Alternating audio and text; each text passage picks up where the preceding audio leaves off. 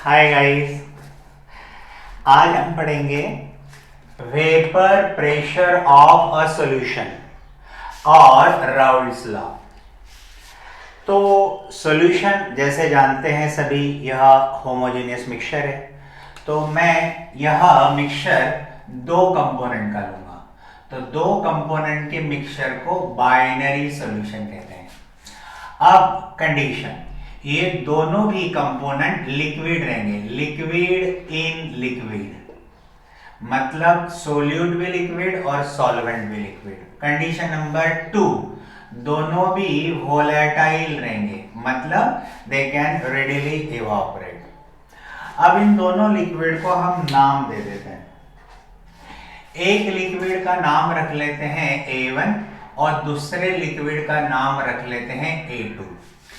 आप अपने मन में कोई भी ले ले, मिथेनॉल, इथेनॉल या टोलुइन, बेंजीन, कुछ तो लेना है। तो मैंने ले लिया A1, A2।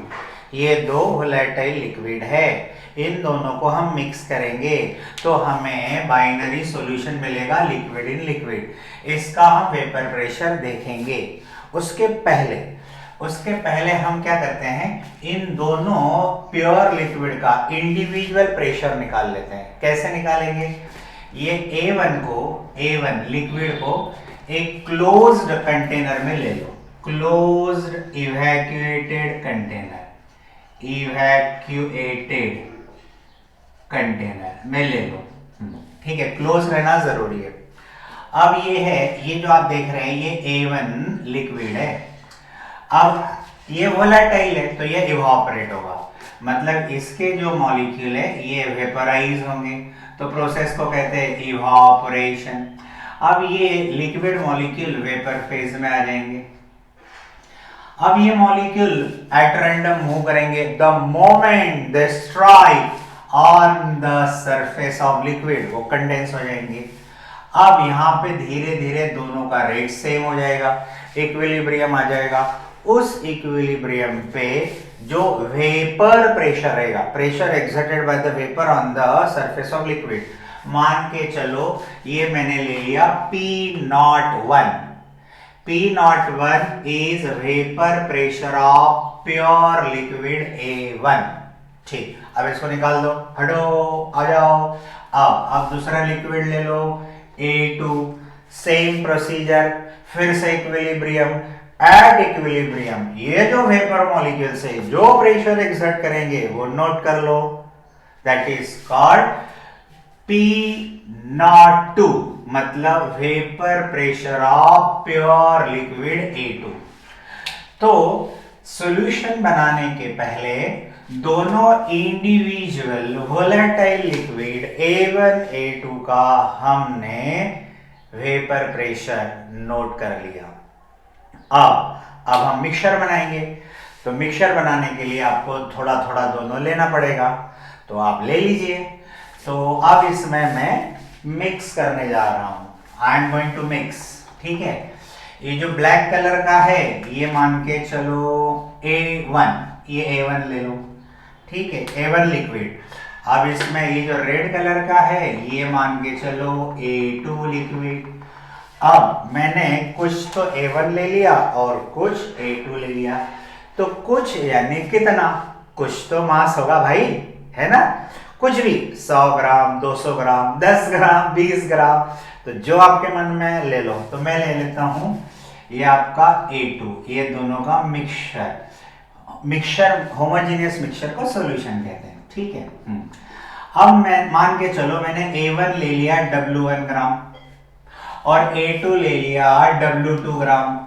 अब दोनों लिक्विड का कुछ तो मोलार मास रहेगा, तो A1 का मोलार मास M1 मान लो और A2 का मोलार मास M2 मान लो। आपको मालूम है mass upon molar mass, number of moles. तो N1 number of moles of A1 हो गए और N2 number of moles of A2 हो गए। तो इसमें N1 मोल A1 है, N2 मोल A2 है। अब बढ़िया अपना मिक्सचर बन गया। इसमें और एक चीज है, ठीक है, ये दोनों के जो मोल्स की एडिशन कर लो भाई। N1 प्लस N2, तो ये हो गया टोटल मोल। टोटल मोल से N1 कितना मोल है? N1। इस रेशो को बोलते हैं mole fraction of A1। Total moles कितने भाई? N1 plus N2। इसमें से N2 कितना है? ये रेशो आ गया।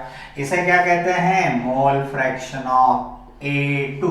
आप नोट करके रख लो बेटा, आगे में काम आएगा। I repeat, X1 is mole fraction of A1 liquid, X2 is mole fraction of A2 liquid in a mixture। ठीक, अब मिक्सचर रेडी हो गया। अब जैसे हम जानते हैं दोनों वोलेटाइल है, तो दोनों की इवापोरेट होने की टेंडेंसी है, दोनों इवापोरेट होंगे। तो ये जो ब्लैक जो सर्कल है, मान के चलो A1 के वेपर फेज मॉलिक्यूल है, ये जो आप दिख रहे हैं ये A1 के मॉलिक्यूल है वेपर फेज में। अब ये भी इवापोरेट होगा भाई। कौन? A2। इसको ट्रायंगल से ले लो, ये ट्रायंगल जो है ये A2 के मॉलिक्यूल से वेपर फेज में, ये A2 molecules in vapour phase. तो इसका मतलब ये हुआ दोनों लिक्विड इवापोरेट हुए। अब वेपर फेज में भी दोनों का मिक्सचर है और लिक्विड फेज में भी दोनों का मिक्सचर है। ठीक, अब ये जो दोनों वेपर से एट रैंडम मूव करेंगी और जैसे ये दोनों लिक्विड के सरफेस पे टकराएंगी, बराबर है, तो दे एक्सर्ट प्रेशर। अब दोनों का प्रेशर मिला के टोटल वेपर प्रेशर हो जाएगा। अभी जो total vapour pressure of solution है, उस टोटल में कुछ हिस्सा पार्ट ये A1 की वजह से रहेगा और कुछ हिस्सा A2 की वजह से रहेगा। I repeat, total vapour pressure is contributed bye A1 vapour molecule और A2 वेपर मॉलिक्यूल। इसमें से पार्ट ऑफ टोटल A1 की वजह से है और पार्ट ऑफ टोटल A2 की वजह से है। तो वो जो मिक्सचर में जो पार्शियल प्रेशर है, पार्टली प्रेशर को पार्शियल प्रेशर बोलते हैं, उसको हम नाम रख लेते हैं, मान के चलो P1। ध्यान से सुनना, अब रियल स्टोरी बिगिंस। P1 यह पार्शियल प्रेशर है, पार्शियल वेपर प्रेशर किसका?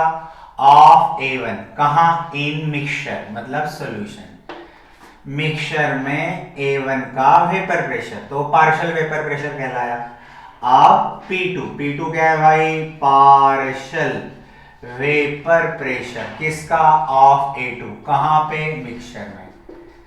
मतलब जब मैंने वेपर प्रेशर बोला, मतलब pressure exerted by it's vapour, तो इनका partial vapour pressure P1 P2 हो गया। अब मुझे निकालना है total vapour pressure.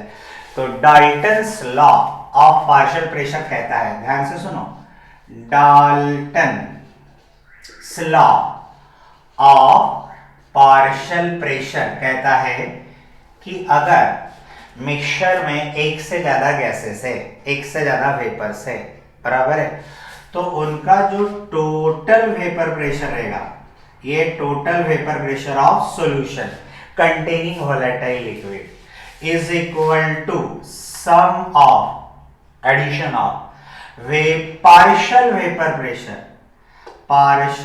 pressure of each component, each liquid, volatile liquid। मतलब partial vapour pressure of A1 plus partial vapour pressure of A2, दोनों को जोड़ दो तो total vapour pressure of solution. किसने कहा? डाल्टन ने कहा, Dalton's law of partial pressure. ठीक है, तो आई होप आपको ये समझ गया। आप अच्छे से इसे कॉपी कर ले, वीडियो को रोक के इसको स्क्रीनशॉट ले ले। अब हम देखने जा रहे हैं राउल्ट्स लॉ। अब राउल्ट्स क्या कहता है? अब मैं इसको मिटा रहा हूं, आप ध्यान रखना, ये सब टर्म यूज होने वाली है। अब राउल्ट्स का कहना यह है, ये जो पार्शियल प्रेशर है, पार्शियल प्रेशर, वेपर प्रेशर ले लो, partial vapour pressure of each volatile liquid, partial ये P1, partial vapour pressure of each component, is partial vapor pressure of every volatile liquid, मतलब every volatile component is directly proportional to its mole fraction in the mixture, in the solution. और एक बार repeat कर लेते हैं. ये आपका solution है, ठीक है. ये सॉल्यूशन में A1 का मोल फ्रैक्शन x1 है, A2 का मोल फ्रैक्शन x2 है. अब जिनका मोल फ्रैक्शन ज्यादा रहेगा उसका पार्शियल प्रेशर वेपर फेज में पार्शियल वेपर प्रेशर ज्यादा रहेगा. और एक बार ले लो, अगर x1 की वैल्यू x2 से ज्यादा है तो partial vapour pressure P1 P2 से ज्यादा रहेगा. ठीक है, ओके, नोट कर लेना. अब आगे बढ़ रहे हैं ना, ठीक है.